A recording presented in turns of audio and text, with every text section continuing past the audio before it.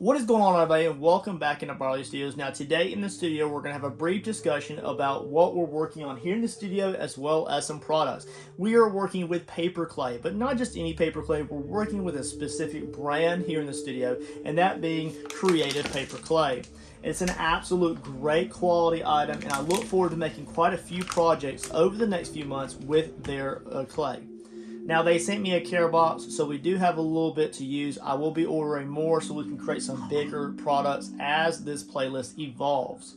Now, this being a general introduction into what PaperClay is, it consists of three major elements: clay, water, and paper. Yes, paper being the major source in this. Now, this is technically an air-dry clay with the additive of paper into it. Now, one big distinction between air-dry clay and paper clay is paper clay actually tends to hold up to 30 to 35% more water because of the absorbency of the fibrous materials compared to your normal air-dry clays. Now, depending on the producer and the manufacturer of the clay that you're working with, that moisture content can vary, as well as how moisture reacts to the clay that you're working with. So with a grain of salt, just remember that you'll have to try and see how your clay that you're beginning to work with reacts to water and moisture around you. Now, in the future, we'll be going more in depth into how to use moisture to your advantages when you're working with clay, whether that being prolonging the dry time or expediting it, reducing the amount of shelling that you get where the exterior of the clay is drying at a faster rate than the interior, which can cause cracks and brittleness. Also, how you can create shelling to where you get air pockets underneath the clay. There's a lot of variables with that, but we will go more in depth as this series produces more videos. Now, the type of paper clay that you would like to use for your project depends on a lot of ranges. For instance, how advanced are you in your clay creations, the type of overall fixture that you're going to get, whether you're making something small or big, whether you want to be light or heavy. There's a lot of variables with that, but mostly it comes down to the overall finish of the item. So for instance, are you building over an armature or a foam base? Like for instance, this is a foam base here.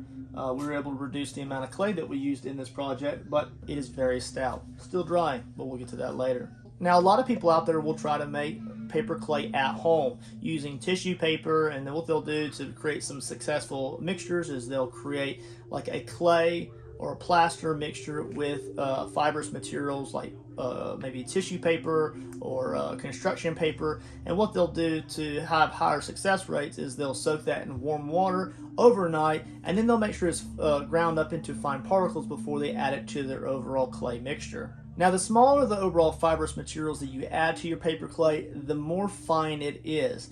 The best way to think about that is when you add water to it, does it create like a mortar-like texture, or is it more of like a fast, heavy-duty concrete, which has a lot more grain to it?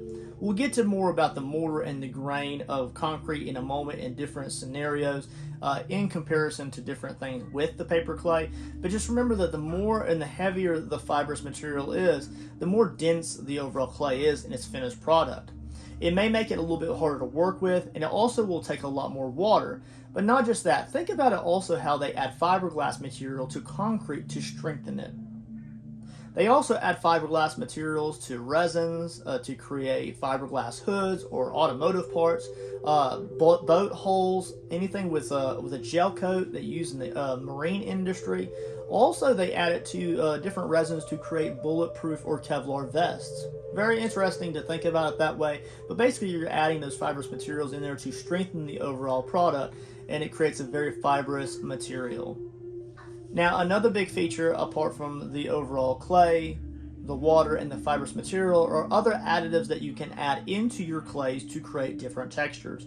Now, a lot of this is called Grog. In more advanced clay creations, they add Grog to your clay to create different textures and densities. The best way to think about Grog, we're going to go back to our concrete mixture. Mortar, which is a very fine material. It's kind of grainy, but it's still got a lot of like smoothness to it. You can add water to it and get a really smooth texture. Or you can add a lot of sand and little small pieces of gravel to it, and then you get high strength concrete. And it's a lot grittier, a lot grainy, and it's a lot more dense to create strength. Mortar is just smooth and elegant. Your heavy concrete is dense and thick and beefy. Now, a lot of these types of grogs are used in more heavy duty, like kiln type of clay. However, you can add these to air dry clays as well as oven baked clays to give different results. 90% of the work that we would do here in the studio would be just fine grained sand, and we will make some of that in the near future. So stay tuned to the playlist, and we'll be using different sizes of grog to get different textures with this air dry clay or paper clay that we're using in the studio. That will come out over time as I come up to those practical uses in the studio, but we'll get to that eventually. And in that situation, could you consider adding glitter to your clay, a grog, because it has fine particles? Maybe. Now, of course, you can also add more advanced types of additives like deflocculants or sodium silicates, but those are much more advanced, and you would want to really test those out before you add them to your just average clay product. A lot of those types of items that you would add to such like that are kiln-based products, but you could also look into those on your own. And that makes you wonder, if you're talking about additives into clay, could you consider mica or acrylic paint, which you could add to air dry clays and paper clay, an additive? Acrylic paint, mica powders, they are additives.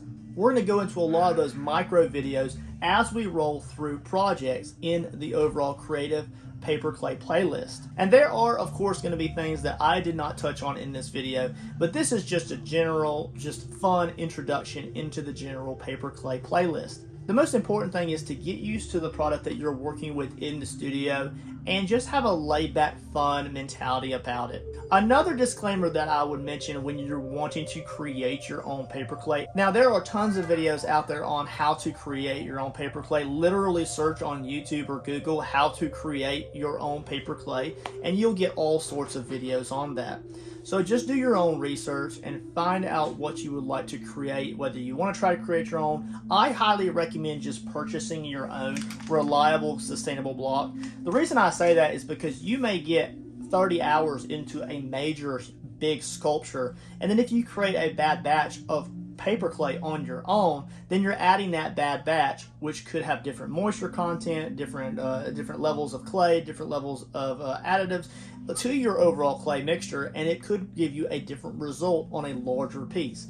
So just be aware that you may want to get different results. You may want to get a little bit of consistency. In those types of situations, I do recommend you just buy a brick or a few bricks and just make what you want. Open them as you need to. That way you can get sustainable, long-term consistency out of your products.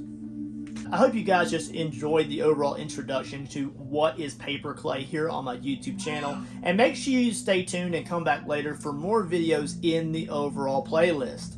We're going to be creating all sorts of fun dioramas and sculptures and little things along the way. Some of them will be big, some of them will be small, and some of them will be beginner level. And we will, of course, go through techniques and different things that will help you succeed in your clay journey. Make sure you subscribe and like, and I will catch you guys on the next awesome clay video.